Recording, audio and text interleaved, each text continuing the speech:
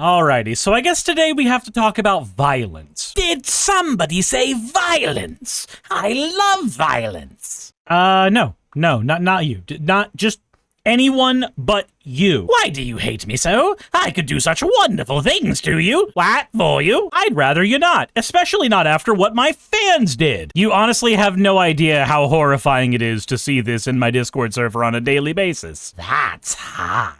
No, it is not. It's horrifying. Now get out of my office.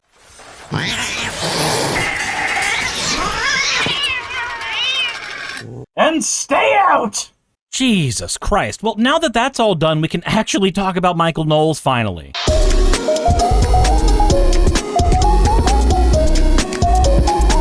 So this is Michael Knowles. He is your bog standard, somewhat Christian nationalist, somewhat conservative, somewhat a lot of things, but generally speaking, he tends to be a raging bigot. Like, he won't tell you he's a theocratic fascist the way that Matt Walsh will actually tell you those things. He's done such noteworthy things as publishing a book called Reasons to Vote for Democrats, a comprehensive guide that only consisted of blank pages. So that should tell you about how he handles political discourse. Though before I get into more of how he handles political discourse, maybe we should talk about how I do it. If you value honest and fair political analysis that makes politics a little less miserable to engage with, please do me a favor and subscribe and tell 3 friends what I'm doing over here. That said, today, Michael is going to be talking about Jubilee, and so we're going to be talking about Jubilee through Michael. Now, if you've never seen Jubilee before, it's this talk show, game show kind of thing where they usually get one person of a political ideology, in this case, Dr. Mike, that I'm showing you right now,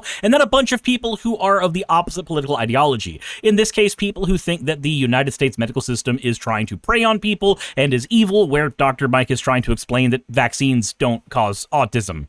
It's basically the popcorn flick version of politics where you don't actually get much of substance out of it, you just get a bunch of blood sports between people who talk past each other, and I don't find it to be very useful, and hell, I may even find it to be kind of harmful. But apparently, in one of these recent episodes, a liberal ended up saying that violence against conservatives is okay or something, which I don't agree with, but let's see what Michael Knowles has to say about the whole thing. Now, speaking of apparently left-wing violence, there's a clip going around from Jubilee that, unfortunately, I don't think people paid a lot of attention to. There's this guy, Tim Miller, who, man, if not for Trump, this guy was the Republican Party.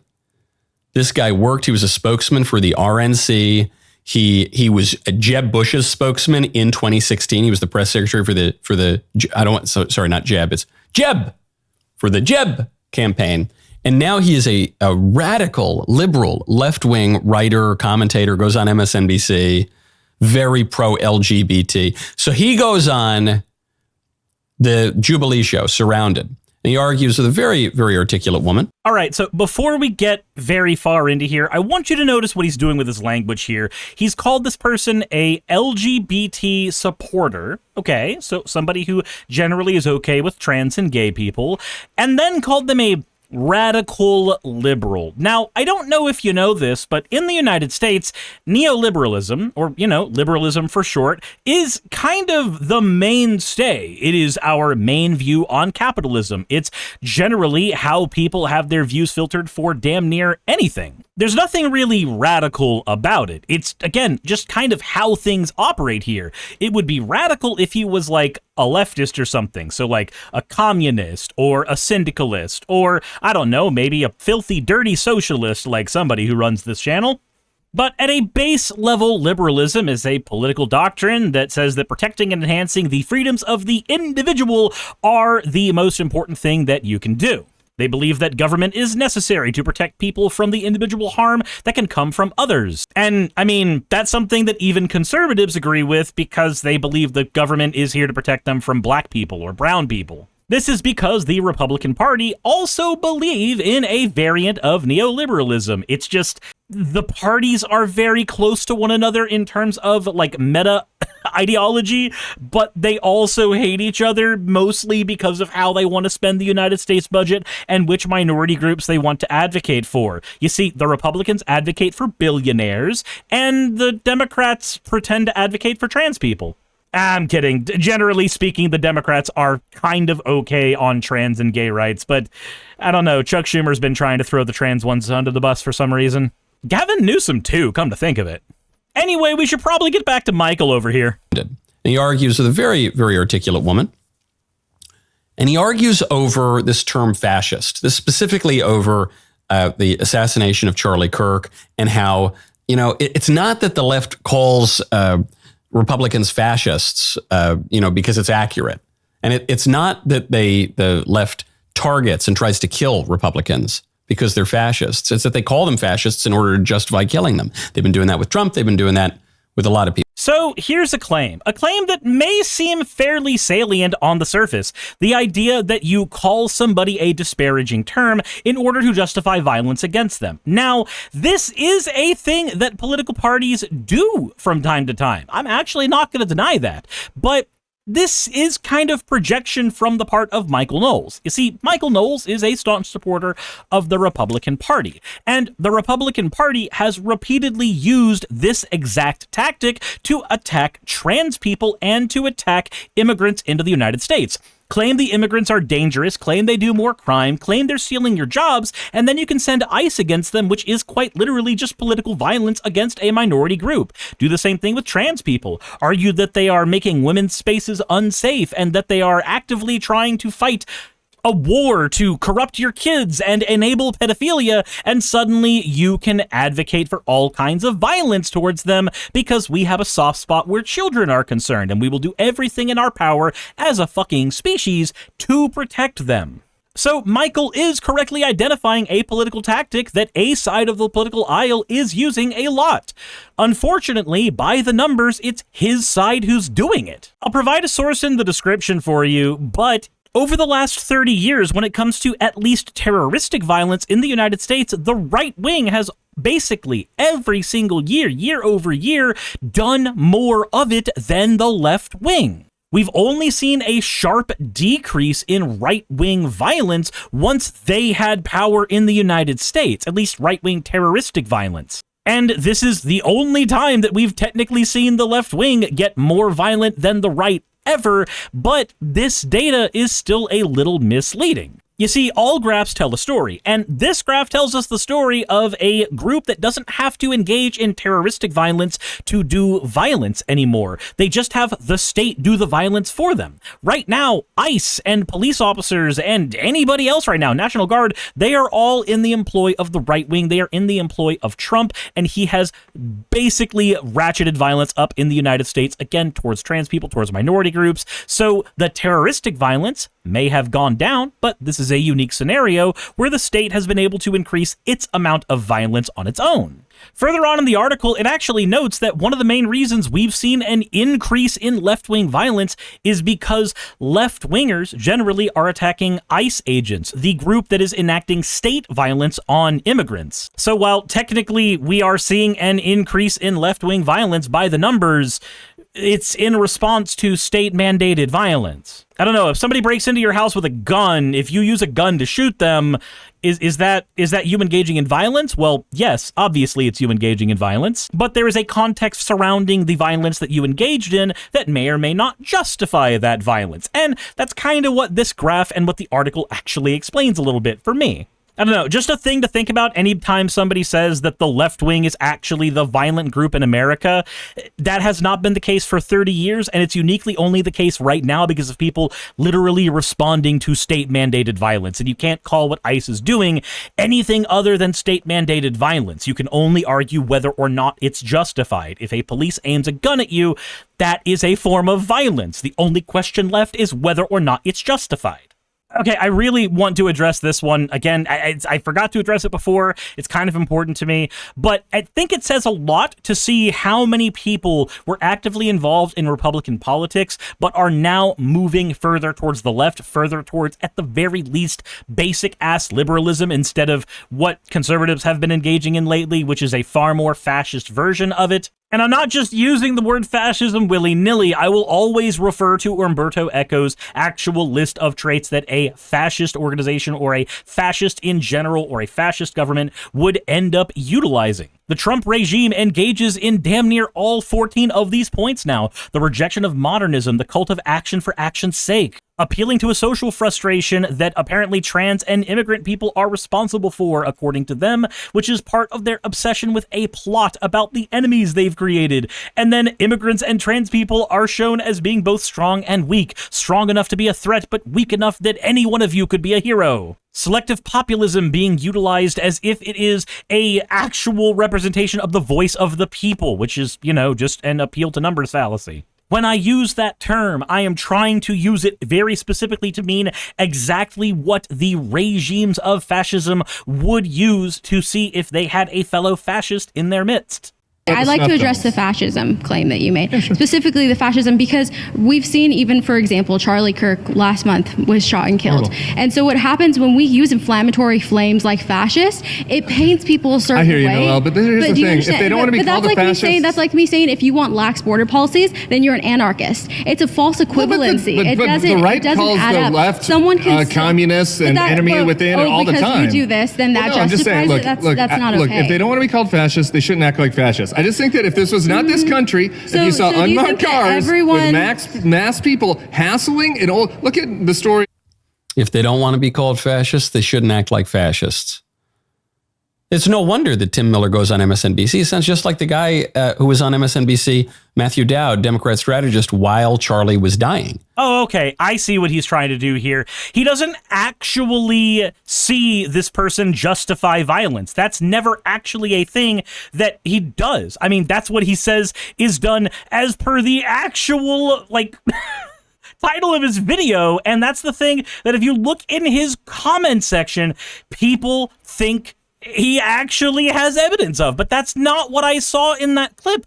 What I see in this clip is somebody saying, hey, if somebody's doing the things that we would call them a fascist for doing, then maybe, perchance, the word to use to describe that person is fascist.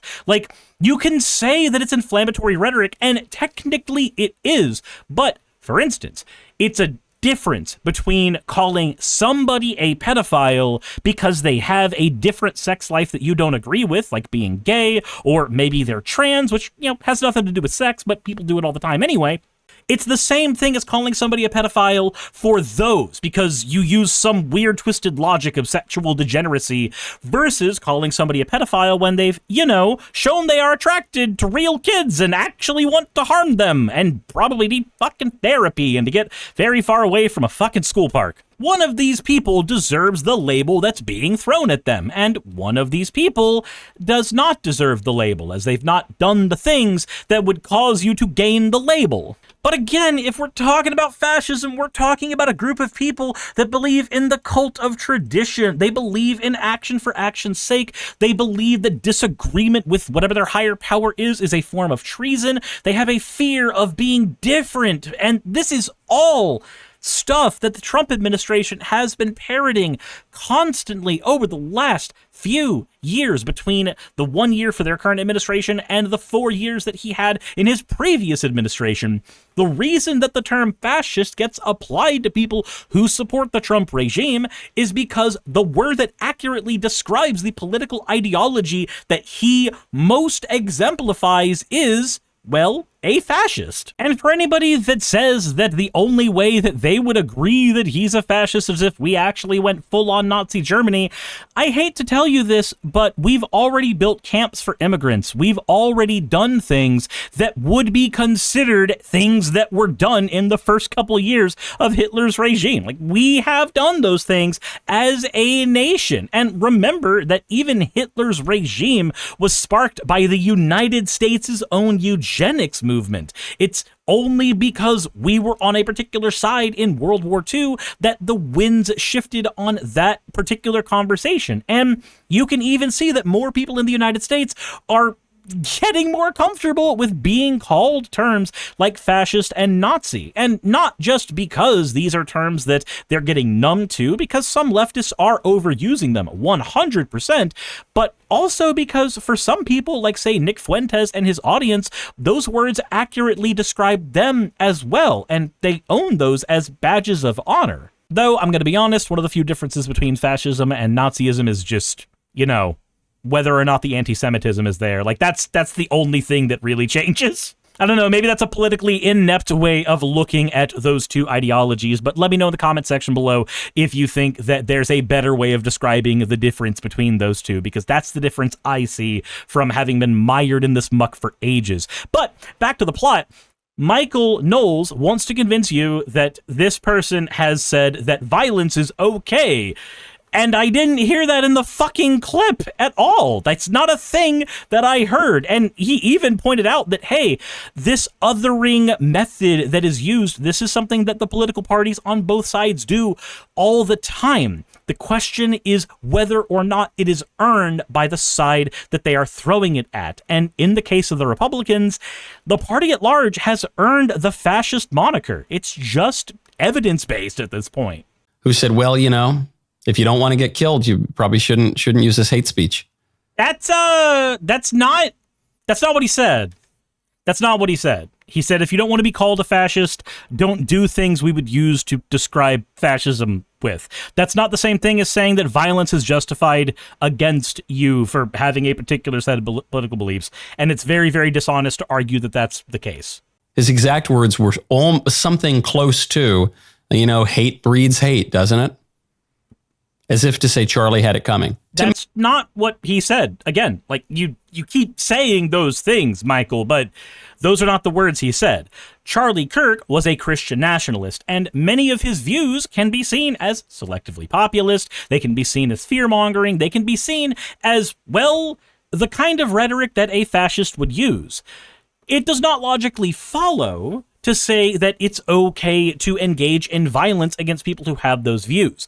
I think the correct thing to do is change the minds of people who have those views when and where it is safe to do so. I think that is the thing that will basically save most of us right now, because you can't really solve this problem exclusively with violence. Ideas don't just die because you aimed a gun at them. You just end up breeding people with contempt that really feel like those ideas are on the table still. Violence is an end result of a failure for communication to do what it's supposed to do. Violence is also a necessary thing to utilize when it comes to self-defense, and the context for that statement can be taken however you wish that it would. But the fact of the matter is, you've made a claim, Michael, and now you need to back it up, and I'm hoping that I actually see you do it. Miller's saying exactly the same thing. Yeah, if they don't want to get called fascists, they shouldn't act like fascists. Now, of course, they don't. Republicans actually could probably learn a lesson or two from slightly more stalwart, rock-ribbed people, okay? Okay, slightly more stalwart, rock-ribbed people. So we're just glazing the fascists now. We're glazing the people who celebrated things like the Übermensch. Okay, cool. So they're not the fascists, but I wish they were a little more fascist. That's what Michael Knowles is effectively saying here. That's fantastic. I love that for him. But again, that's not the same thing as saying that violence is justified towards a particular group. Nobody's saying that right now, Michael. Now, again, it is true that when you call somebody a disparaging term that people think enables you to be a victim of violence and that's an okay thing, then you will inadvertently create a scenario where there's a higher likelihood of violence happening towards those people. That's literally how stochastic terrorism works. At that point, the conversation becomes, is the label earned, Michael? And again, I think you'll agree that if we look at Umberto Eco's points of fascism, the label is deserved. It's a label that they've definitely been striving towards. I don't know, maybe they need more rock-ribbed people to tell them how to do the fascism better, Mikey. The Republicans are quite liberal in their political philosophy and their premises and often in their behavior. Nothing even close to, I mean, the most right-wing mainstream Republican today is to the left of Democrats during the Bill Clinton era on most issues. I don't think that that's actually true. Like, the most you could do is say that some Republicans are a little better on gay rights than most Democrats were in the Clinton era, but that would be cherry picking, and I don't think that that actually makes the point you're trying to make. That said, did you know that fascism can actually exist pretty easily within a neoliberal mindset? In fact, actually, this is something that Noam Chomsky talked about a lot in his writing and in his interviews. If you've never read Manufactured Consent, I highly recommend you do so. But I'm going to have an interview that he did in here where he actually does talk about how neoliberalism, as we currently understand it as a political philosophy, actually paves the way for fascism to operate. Here's a fun bit from there, saying, in the West, I think a large part of what's happening, a very large part, is the bitter, savage class war that's been conducted for the last 40 years. It's called neoliberalism. It even has rhetoric about markets and so on, but that's widely misleading. It's basically savage class war, and it was understood by the leaders. It starts with Reagan and Thatcher. Their first moves in office were to attack and undermine the labor movement, opening the door for the corporate sector to enter with illegal strike-breaking efforts, organization efforts tolerated by the criminal state. That made sense. If you're going to carry out a bitter, savage class war, better eliminate all the means of defense. He goes on to talk about how during the 20s and 30s, we had things like the Red Scare, which was a huge regression in our own political stances in American history, where we started labeling everything bad as communist. He then goes on to talk about how Bill Clinton actually engaged in a lot of liberal globalization programs, which were explicitly designed to undermine American labor specifically and to support investor rights and corporate rights. Labor in the United States was opposed to that, but their thoughts were dismissed. The press wouldn't even talk about proposals from various unions around the time. And then he goes on to say, well, how has this supported young people living?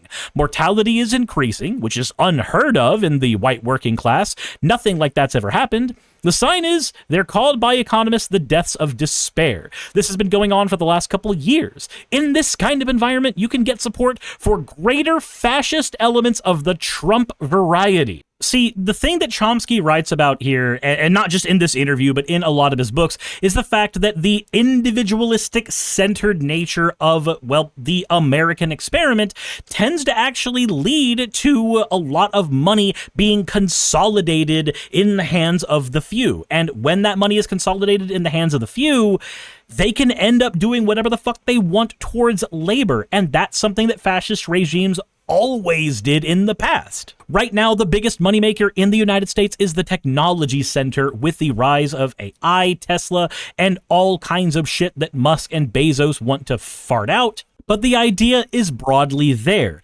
Liberalism just gets you to the individual rights sector of things, but that also leads downhill to people trying to argue that corporations have individual rights like people, and then those corporations start pulling the strings of government. And at that point, it's very easy to get something that we would call oligarchy, where the American government is actually ruled by the hands of a few individuals and not by our actual representatives, not in the most meaningful of ways. And all of this can have fascism baked into it, or it can have fascism not baked into it. It is not a political ideology that liberalism makes you magically immune to. Again, even the most individualistically minded liberal can still end up using every single one of these points: the cult of tradition, the rejection of modernism, all the way down to newspeak, where you start dumbing down the language that people use in order to lower the amount of tools they have to communicate with one another about your regime. Like, these are all things that a fascist can do, whether they are a right-wing lunatic who cares about all the freest of markets, or you're a bog-standard liberal. None of these people are magically immune. So when Michael Knowles tries to say, this guy's not a fascist, he's a liberal, those words can live together. Please read some Chomsky. I promise you'll learn a thing or two. And yet, he says, look, the first starting point is, if you're a fascist, we can kill you. If you're Hitler, if you're a Nazi, if you're a fascist, we can kill you because you're posing this existential threat to the country.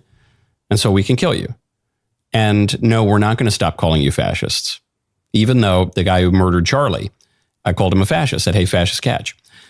We're not going to stop calling you fascist. If you want us to stop calling you fascist, stop being a Republican. Again, that's not what he said. And actually, you can look far back in the United States and find people like Dwight Eisenhower who, I mean, again, I'm just quoting stuff that Chomsky said at this point, but Eisenhower was a very pro-labor Republican. You can have Republicans who don't believe in fascist ideals, but within the party proper, within the pundits, within the people who actually make up that political party, not the voters, not the constituents, the actual people who have the power, they, generally speaking right now, are all in favor of shit Trump is doing. And guess what? Trump's a fascist. So you basically are saying, please don't use the accurate term to describe these people when you're asking me to describe these people. And Michael tries to connect the dots here by saying that, oh, well, we're saying that you deserve violence against you because you're a fascist. Like, no, I'm not saying that, and I didn't hear the person that you talked about say that.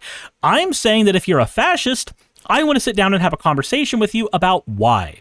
Why do you have that label? Why do you deserve that label? And more importantly, do you want that label? Do you agree with the things that caused you to be called that label? Are those things you did? Like, you get the person who says that they're not racist, but, or they're not transphobic, but, and you have to sit there and go, look, the word we would use to describe somebody who has to clarify themselves here would be racist.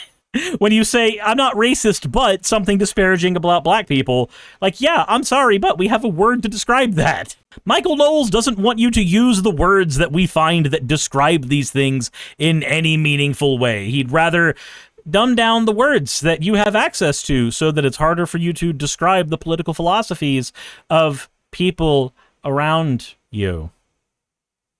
Total confidence.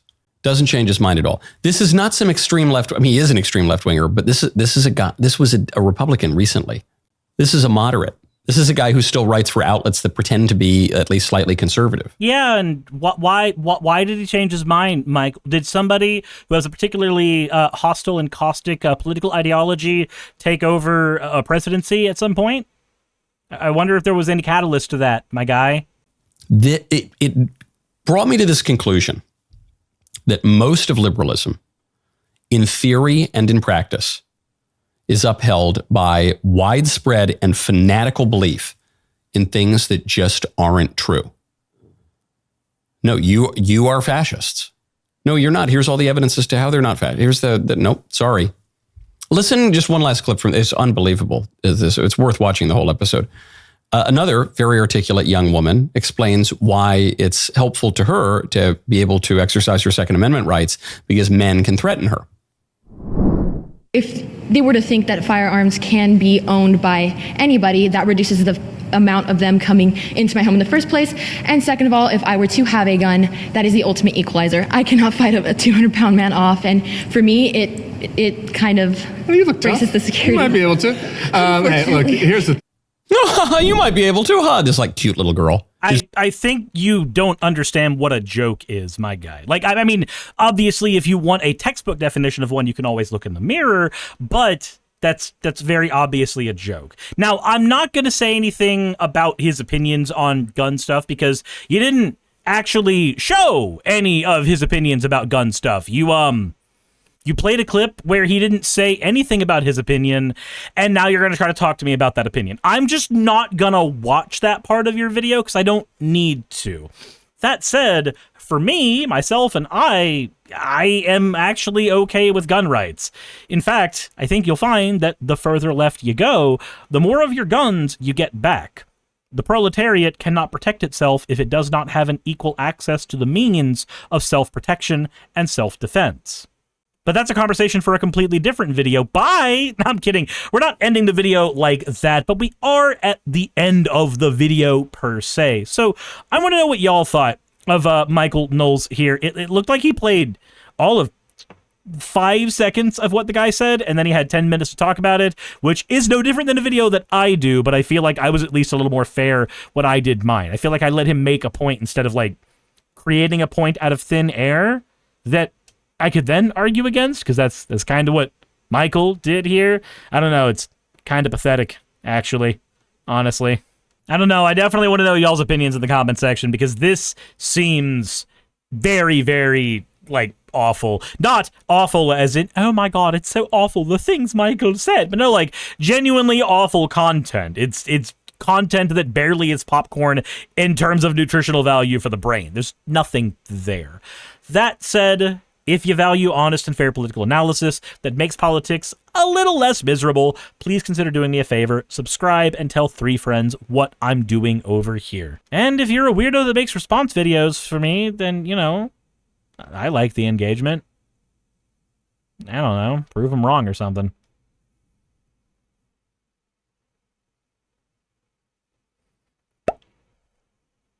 Hey, you made it to the end. I want to give an extra thanks to the patrons who allow me to do this full time. I want to thank Aaron Rail, Astral, Britzkrieg, Jemshin, Poundini, Red Joker, Victoria, Jonas, Craig, Tarika, Fireshard, Smiling GM, John, Dren Hadamada, Creeper, Sagittarius, you know I'm not saying that last part, Valis of Seraph, Ottoman Angel, Rooster Rachel, and Fire Panda, who are all my $20 and up patrons.